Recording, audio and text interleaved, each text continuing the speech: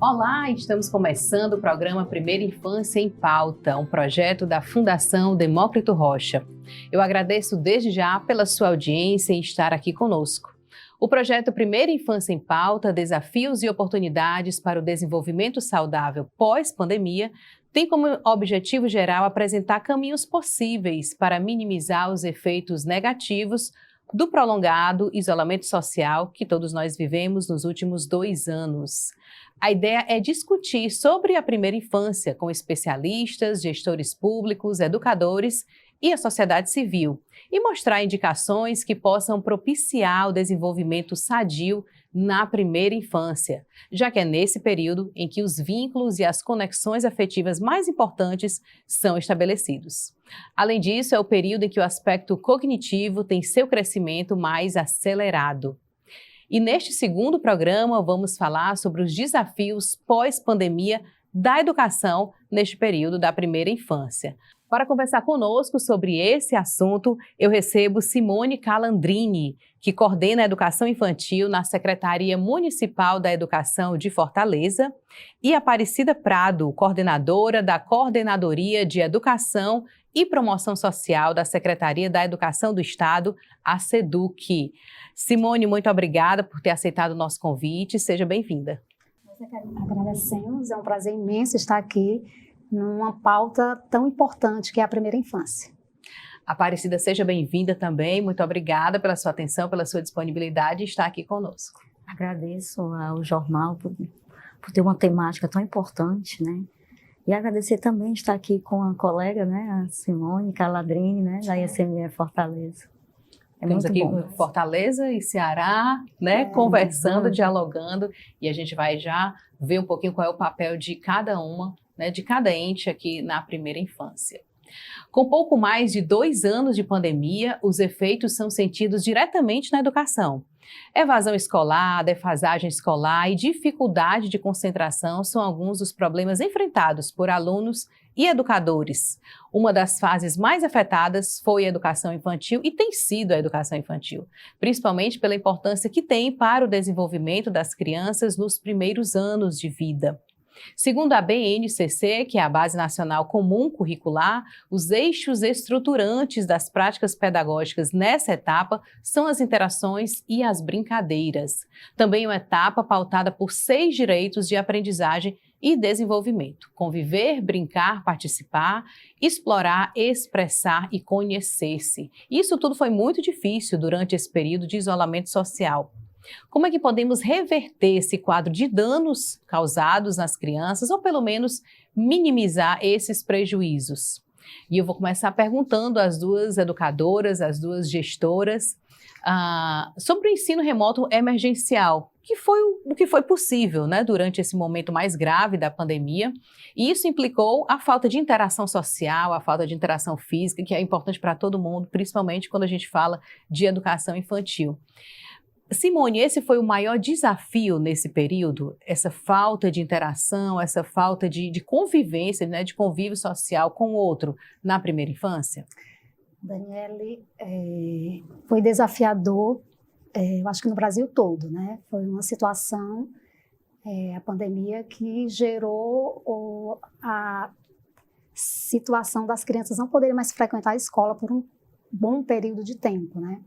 E com certeza foi bem desafiador, né, para o Brasil todo, e para Fortaleza não foi diferente, né? A criança, nós sabemos que o ser humano ele aprende através das interações, e na primeiríssima infância, é uma etapa que é inegociável, né? O processo de interação e da brincadeira, como eixos que estruturam todo o processo de aprendizagem e desenvolvimento das crianças.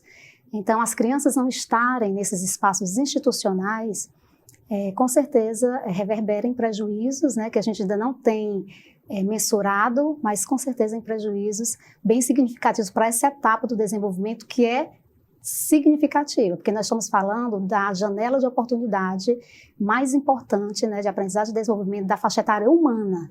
Quem nós somos hoje representa, boa parte representa o que nós vivenciamos, né, as experiências que nós tivemos na infância, na primeiríssima infância, que é até os 3 anos de idade, e na primeira infância, que vai até os 6 anos. Então, com certeza, esse movimento ocasionou prejuízos, né?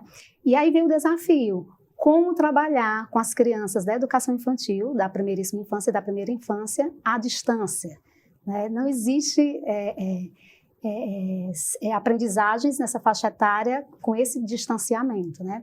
Então veio o desafio para Fortaleza, e todos nós, né, técnicos, professores, coordenadores, diretores, né, fizemos aí um trabalho de ver como é que nós viríamos, né, que nós poderíamos fazer para que essas famílias e essas crianças continuassem tendo o apoio necessário, porque a criança, a pandemia veio, mas ela não deixou de se desenvolver, porque a idade continuou, né? Então a criança estava se desenvolvendo.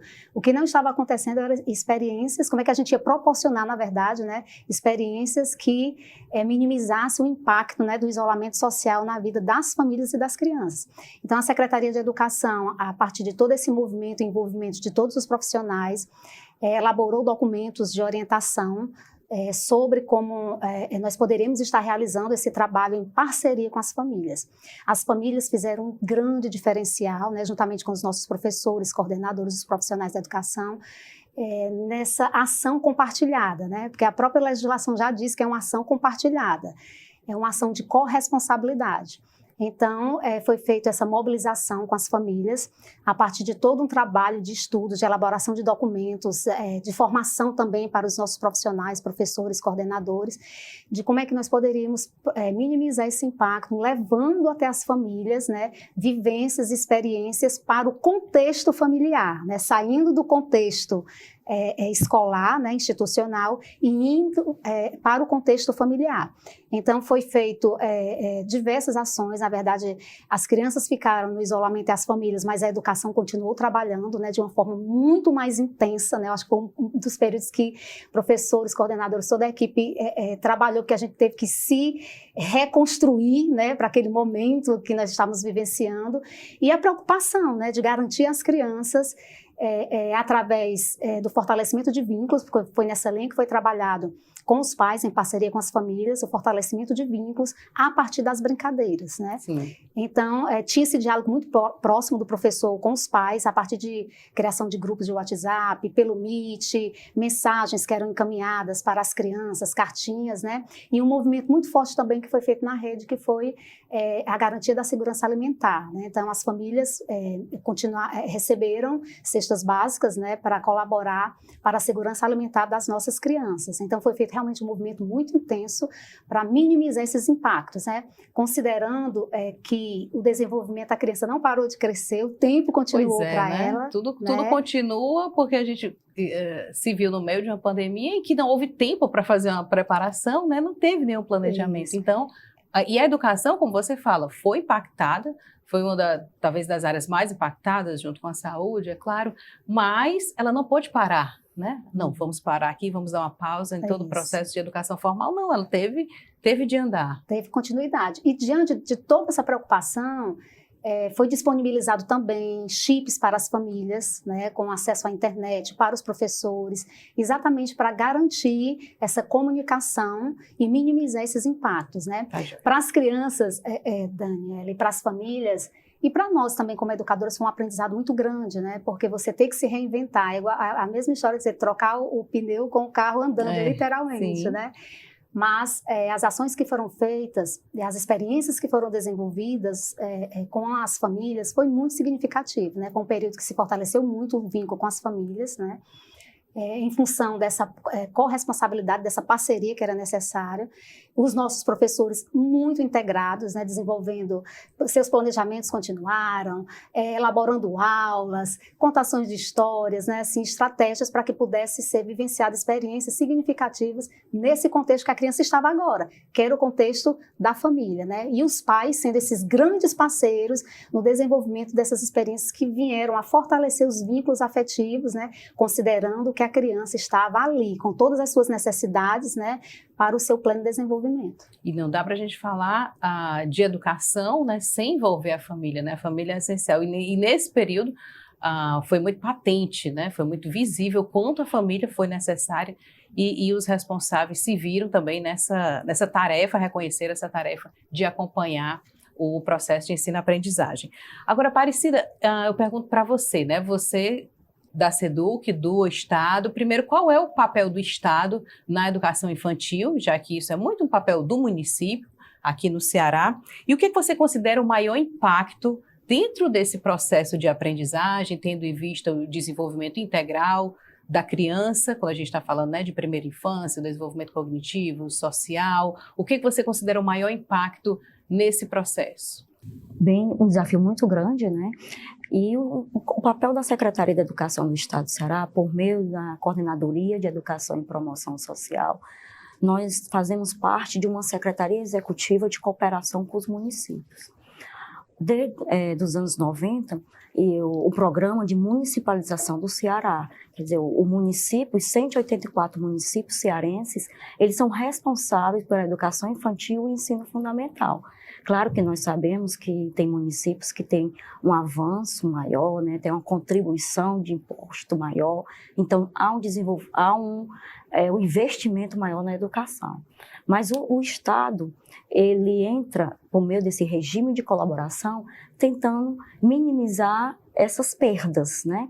E se tratando da educação infantil, né, nós temos um guarda-chuva maior, né, que é um programa, que é o programa Mais Infância Ceará, né? Esse programa Mais Infância Ceará, ele tem 4 tempos, né? Tempo de nascer, tempo de brincar, tempo de aprender. E esses 4 tempos para pensar justamente no desenvolvimento da criança, né, da primeira infância, integral e integrado. E os 184 municípios cearenses, eles participam desse programa.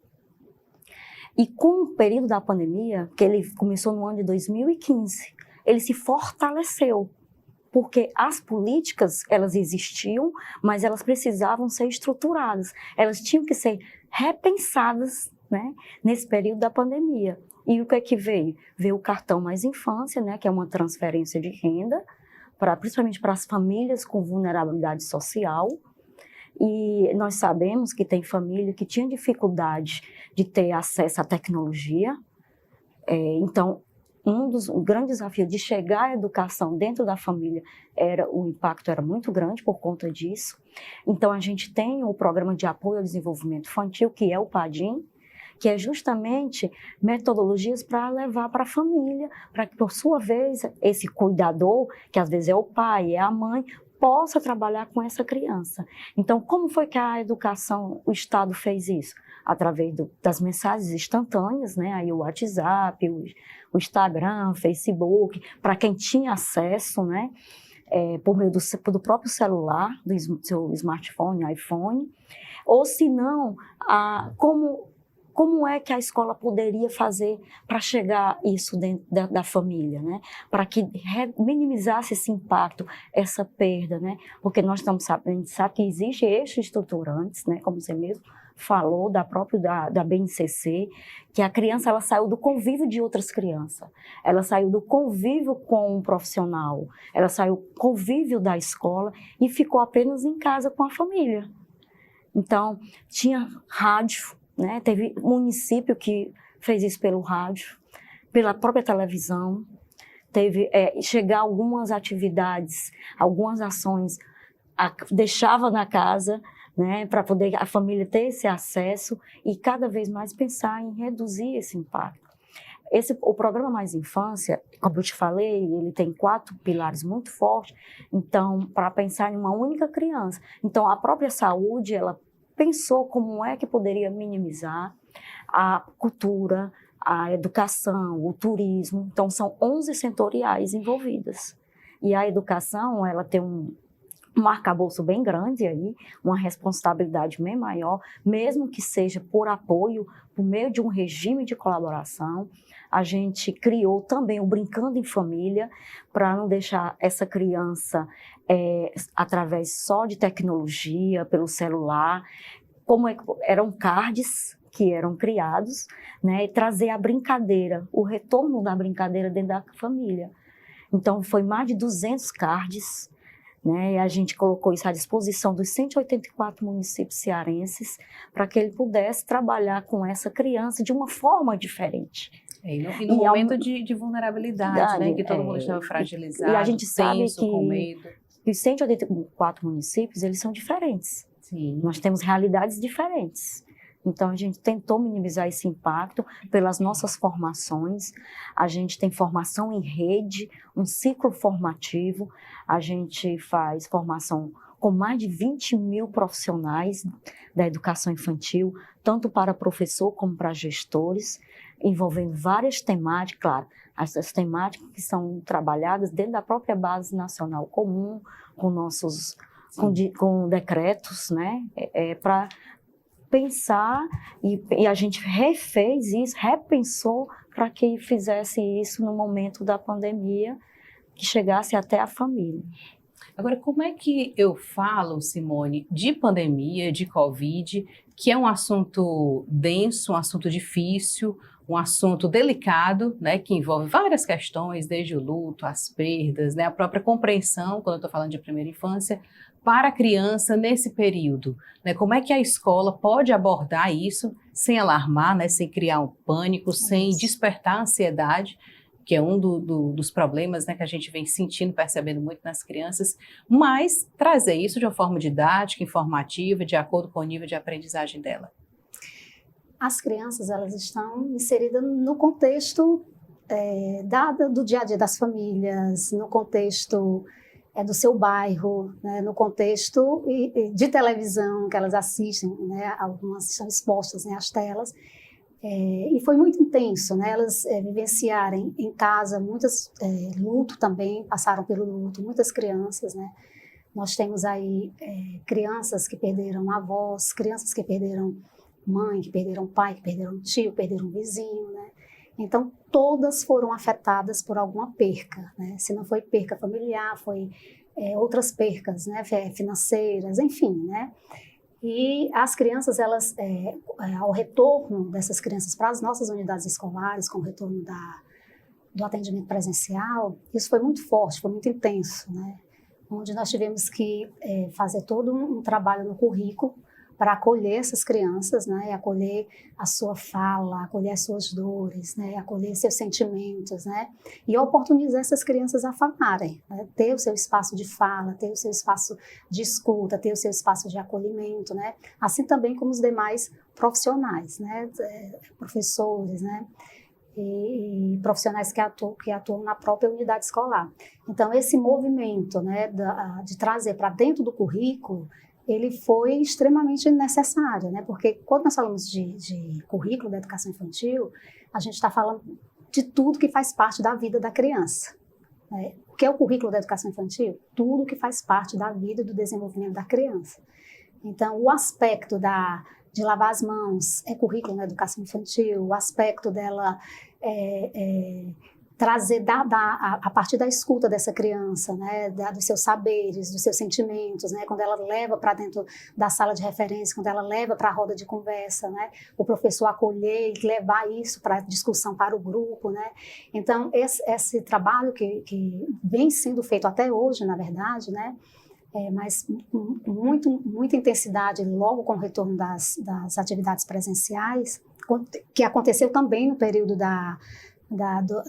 do isolamento social, onde também era encaminhado para as crianças, para as famílias, cards, histórias, contações de histórias, né, do que a gente estava vivenciando naquele momento, né, até porque elas também estavam vivenciando, né, e com o retorno nós fortalecemos ainda mais, né, o que já faz parte do currículo da educação infantil e acolhendo dessas crianças e transformando isso em experiências significativas para as crianças, em experiências, né, partindo do que elas trazem e tendo como base a brincadeira, né? O faz de conta, a brincadeira, experiências com a natureza, com o meio ambiente, né? Mas sempre colocando para aquela criança a partir do currículo, né, a partir do que ela está, do vivido, do que ela está vivendo, né, esses cuidados que são tão importantes já serem estabelecidos e construídos desde a primeira infância. Não dá para ignorar, né, para silenciar, para fingir que não está acontecendo nada, porque as crianças percebem, né, e é interessante quando isso se dá pela vivência, né, Simone, como você falou, a partir do que elas trazem, né, de ouvi-las também e tentar, né, dividir, acolher e dividir com a turma toda. Agora, Aparecida, como é que esse acolhimento tem sido feito, né? Como é que você percebe isso também a partir do acompanhamento com os municípios, com as crianças, né? Nessa volta, agora já que todos já voltaram presencialmente, tem tido alguma resistência, né? Como é que se motivam os alunos a voltar à sala de aula, né? Estar presencialmente, fisicamente, sem despertar o medo, né? Porque a segurança inicial ainda vai ter, né? Você se sente realmente ainda com aquela tensão, principalmente quando se trata de primeira infância. Mas como é que você tem percebido que os municípios têm feito esse acolhimento, né, de uma forma sadia, de uma forma delicada, respeitando o tempo da criança? Pronto, a secretaria, a gente saiu com um guia estratégico, né, que nós chamamos na época Guia Estratégico de Implementação no contexto híbrido e presencial para a educação infantil. E dentro desse guia, o que foi que nós colocamos lá? Nós fizemos um resumo dos decretos, né? Porque os decretos, a cada tempo, ao avançava, 30%, vamos dividir a turma, vamos 40%, só 4 e 5 anos, né? Então, como é que a gente tinha que fazer essa conscientização dentro da própria escola? Né? Então, a gente fez um trabalho muito legal com os profissionais, primeiramente, né? Que esses profissionais tinham que também estar preparados para receber a criança, né? Porque a gente sabe muito bem que a perda, acho que cada família, ou então um vizinho, ou um parente, né, como a própria Simone Caladrini falou aqui, teve uma perda, teve um luto, passou por um luto. Então, o profissional também tinha que estar preparado para isso. Então, a gente fez muito webinar, live com os professores, né? A gente tinha mais de 20 mil professores. A gente usou a nosso favor as tecnologias para que a gente se aproximasse dos municípios, né? Porque a gente estava aqui ainda e tinha município que ainda estava muito avançado ainda a pandemia, que ainda não tinha saído do contexto, né? E tinha município que já estava com a vacina um pouco mais, né?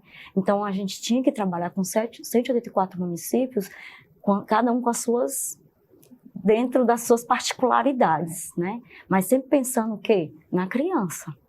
Então, a gente saiu com esse guia estratégico, e dentro desse guia estratégico tinha rotinas de acolhimento, né? Vamos ver o que foi que essa criança conseguiu dentro da família, o que é que ela está precisando, né? O que é que a gente pode fazer para resgatar essa perda dentro do aprendizado, com a brincadeira, né? Porque, como a própria Simone falou, a criança até não lavar as mãos, ela está aprendendo.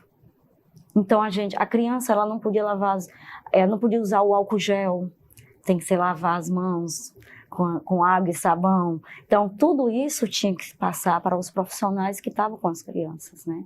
Então, esse guia foi muito importante. A webinar, a gente teve mais de 30 mil visualizações. Então, os profissionais estavam com sede de saber como lidar com essas crianças nesse retorno. Então, foi o primeiro ponto que nós fizemos, foi sair com esse guia estratégico de implementação num contexto híbrido e presencial, porque teve o rodízio, né, nesse período, né, mesmo uma turma e as segundas e quartas e sexta, outra turma, e as terças, né, e quinta, né? E além de mais isso, a gente também trouxe a família, para que a família pudesse também ficar de forma confortável com aquela criança para aquele retorno. Vocês têm falado muito da formação dos professores, né, que como vocês demonstraram, não tiveram uma preparação, porque ninguém se planejou para a pandemia, né? Para lidar dentro da sala de aula, uma sala de aula virtual, é claro, com esse assunto, com diferentes públicos, com crianças, com jovens, com adolescentes de uma maneira geral. Mas como é que a gente está 5 minutos, vai terminar daqui a pouco o programa, mas eu vou pedir para vocês falarem um pouquinho como é que vocês avaliam essa formação dos professores em lidar com essas questões, né? E como é que foi a disponibilidade deles, já que muitos tiveram de, ao mesmo tempo, ter de passar essa serenidade para os alunos, mas todos como seres humanos, tendo as suas famílias, tendo seus cuidados também, tendo de se cuidar, né, inclusive mentalmente, e continuaram trabalhando. Como é que vocês entendem esse contexto, Simone? Foi um período bem desafiador, Daniela, porque, como a gente colocou inicialmente a fala, a educação não parou, né? Nem no atendimento às crianças, porque foi redesenhado, e também nos processos dos ciclos formativos, né? Fortaleza continuou com todos os seus ciclos formativos, né, para todos os professores, coordenadores, diretores, né? Fizemos uma parceria muito forte com a Secretaria de Saúde do município, onde também foi trabalhada as questões específicas, né, do período da pandemia, sobre os protocolos sanitários. Foi feito também um movimento muito intenso, né, de elaboração de documentos no que se refere a protocolos sanitários, a documentos de orientação pedagógica, né, para dar todo um suporte aos nossos professores, né, além de formações mais específicas, né, na época, para ele dar conta desse movimento, né, dentro de um outro contexto, que agora é o contexto familiar, né. Essa ampliação do atendimento, aí vem aquela pergunta, né? A gente está cuidando da criança nesse processo indissociável de educar e cuidar, mas quem está cuidando desse profissional, né? Esse profissional que também teve percas, esse profissional que teve entes queridos, colegas Sim. de trabalho da profissão, né? Então, foi feito um movimento também muito forte na rede de atendimento psicológico aos nossos professores e coordenadores, né? Foi montado todo um trabalho de atendimento psicológico, de formação também, né? Por exemplo, na educação infantil foi realizada uma formação específica, né, para a questão da saúde mental e socioemocional dos nossos professores de creche, de turmas na idade de creche, né? O professor que tinha maior carga horária, foi bem significativa, né? Uma formação tendo como metodologia a psicomotricidade relacional, exatamente para estar acolhendo, né, os nossos profissionais nesse momento, né, de cuidado também, de autocuidado, tão necessário, né?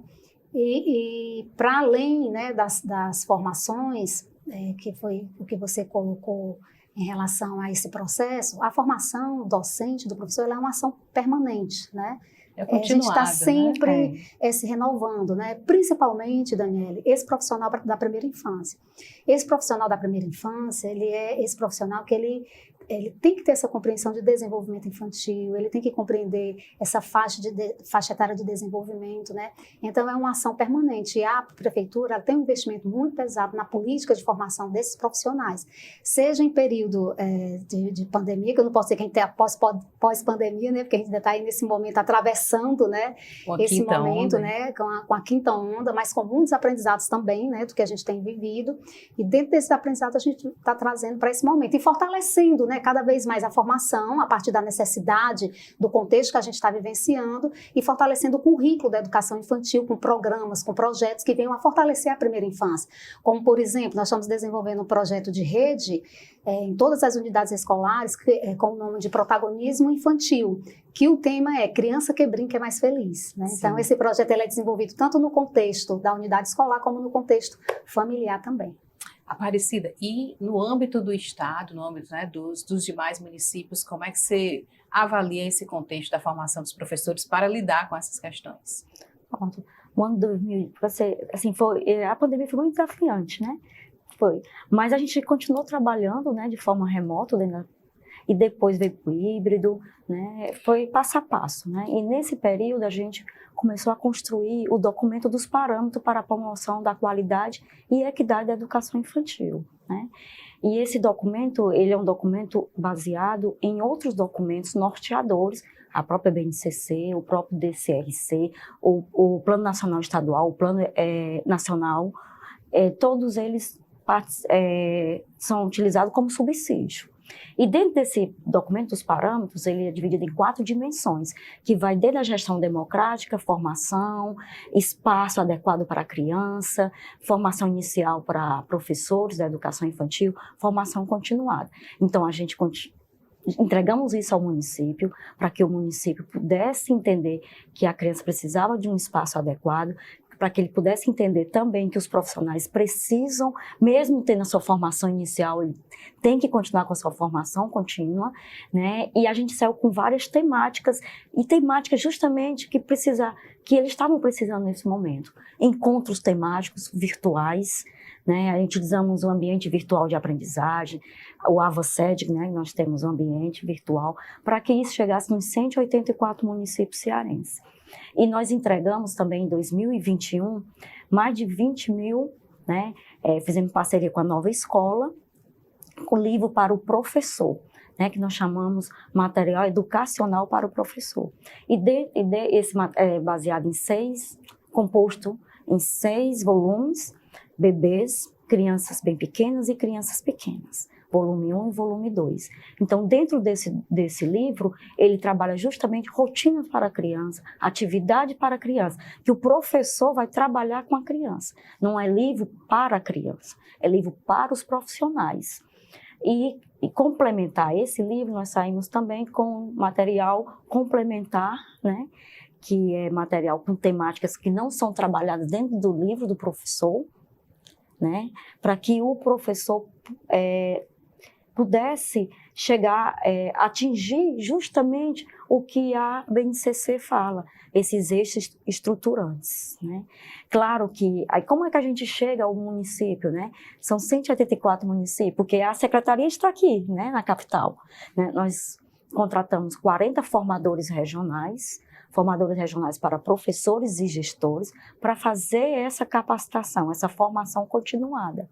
E dentro de cada município nós temos um formador municipal para fazer o desdobramento. E é interessante que haja essa multiplicação, né? 184 municípios, então são 184 formadores municipais, com exceção de Fortaleza, que são 5, por conta do tamanho, da dimensão.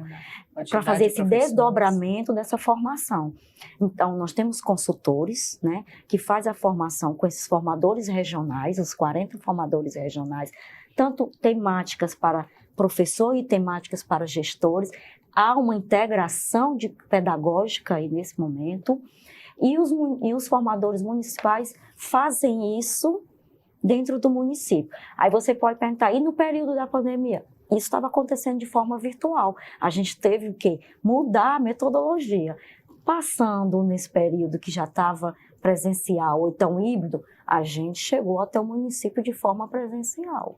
Muito bem. E é interessante que essa formação aconteça, né, como vocês falam, de forma seguida, não pode parar. O professor, na verdade, nunca deixa de estudar, nunca deixa de se formar. Isso é verdade. E a gente está no fim, né, agora, finzinho de novembro, começo de dezembro, nessa quinta onda, mas que ela seja menos letal, menos trágica para todo mundo, e que possamos, né, vivenciar esses desafios aí de forma unida, que é muito bom quando a gente vê Estado e município, Fortaleza e Ceará juntos em torno de um bem maior, que é cuidar bem das nossas crianças e, consequentemente, dos nossos jovens. Eu conversei sobre desafios pós-pandemia, esse período que a gente está chamando de pós-pandemia, pós-fase aguda da pandemia, na primeira infância, em relação à educação. Recebi Simone Calandrini, que coordena a educação infantil na Secretaria Municipal da Educação de Fortaleza, e Aparecida Prado, coordenadora da Coordenadoria de Educação e Promoção Social da SEDUC, a Secretaria da Educação do Estado do Ceará. Amanhã nós vamos falar sobre desenvolvimento infantil pós-pandemia, e eu agradeço desde já pela sua audiência. Um abraço e até a próxima.